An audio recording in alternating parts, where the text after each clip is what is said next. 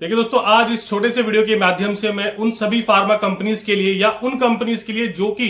Nutraceutical product बेचती हैं या हेल्थ सप्लीमेंट, इसके अलावा प्रोटीन पाउडर या मल्टीविटामिन जैसे प्रोडक्ट बेचती हैं, उनके लिए बहुत एक लेटेस्ट और एक इंपॉर्टेंट अपडेट लेके आए। चाहे आप ऑनलाइन या ऑफलाइन, इसके अलावा चाहे आप डॉक्टर के प्रिस्क्रिप्शन के थ्रू या as a OTC in health supplement या न्यूट्रास्यूटिकल प्रोडक्ट को बेचते हैं, तो इस अपडेट को जानना और समझना आप लोगों के लिए बहुत जरूरी हो जाता है। इकोनॉमिक टाइम्स के अगर एक आर्टिकल की माने तो भारत सरकार इन सभी हेल्थ सप्लीमेंट न्यूट्रास्यूटिकल प्रोडक्ट्स को डीपीसीओ यानी ड्रग प्राइस कंट्रोल ऑर्डर में लाने की तैयारी कर रही है। और सरकार ऐसा इसलिए कर रही है क्योंकि उनको ऐसा लगता है कि जो भी ये फार्मा कंपनीज हैं या जो हेल्थ सप्लीमेंट न्यूट्रास्यूटिकल प्रोडक्ट को मार्केट में बेच रही हैं, ये इस तरह के प्रोडक्ट को अपने मनमाने दामों पे यानी महंगे दामों पे कंज्यूमर को बेच रहे हैं, जो कि बिल्कुल गलत है। और इस बिल को लाने के बाद ये जो न्यूट्रास्यूटिकल या हेल्थ सप्लीमेंट प्रोडक्ट है, ये कंज्यूमर तक एक रीजनेबल रेट तक पहुंच सके। और यदि ऐसा नियम आ जाता है तो वो जो कंपनी ऑनर इन न्यूट्रास्यूटिकल या हेल्थ सप्लीमेंट प्रोडक्ट को बेच रहे हैं, वो लोग अच्छे से जानते हैं कि उनका कितना बड़ा नुकसान होने वाला है। इन न्यूट्रास्यूटिकल प्रोडक्ट में ही आपको सबसे ज्यादा मार्जिन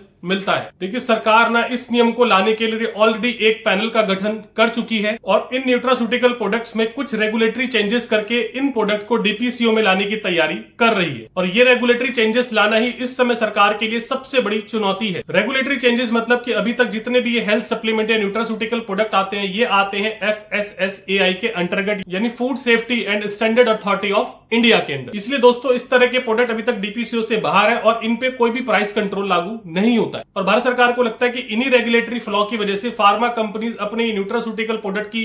हाई एमआरपी करके थ्रू डॉक्टर प्रिस्क्रिप्शन या थ्रू ओटीसी मार्केट में कंज्यूमर को बेचते हैं। और इस रेगुलेटरी फ्लॉ की वजह से ही फार्मा कंपनी क्या करती है कि किसी एक एक्टिव फार्मास्यूटिकल इंग्रेडिएंट यानी एपीआई को उठा के उसके अंदर बहुत सारे अदर इंग्रेडिएंट ऐड करके एज ए मल्टीविटामिन फॉर्म में प्रोडक्ट को मार्केट में बेचती हैं और अपने इस तरह के प्रोडक्ट की एमआरपी को बढ़ा देती हैं। और कई बार ये जो कॉम्बिनेशन होते हैं ना, ये रैशनल भी नहीं होते और कंज्यूमर को फायदा पहुंचाने की जगह कई बार ये नुकसान भी पहुंचा देते हैं। और यदि इकोनॉमिक टाइम्स के इस आर्टिकल की माने तो ऑलरेडी डिपार्टमेंट ऑफ फार्मास्यूटिकल्स यानी DOP, ministry of food processing industry, FSSAI, the drug controller general of India यानी DGCI, director general of Indian medical and research यानी ICMR and director general of health services, ये सारी governing body इस तरह के product, इस तरह के कॉम्बिनेशन और इस तरह के कॉम्बिनेशन बनाने वाली कंपनियों पे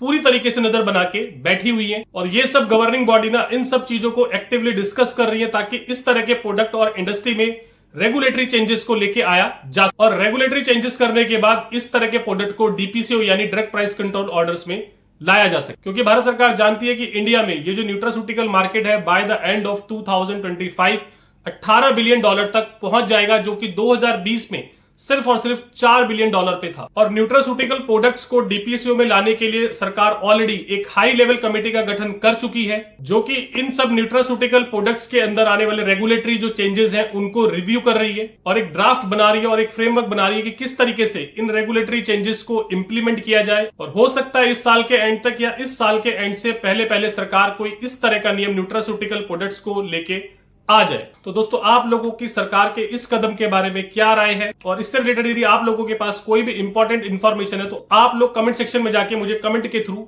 बता सकते। और एट लास्ट प्लीज हमारे चैनल को सब्सक्राइब कीजिए, ज्यादा से ज्यादा लोगों को शेयर कीजिए ताकि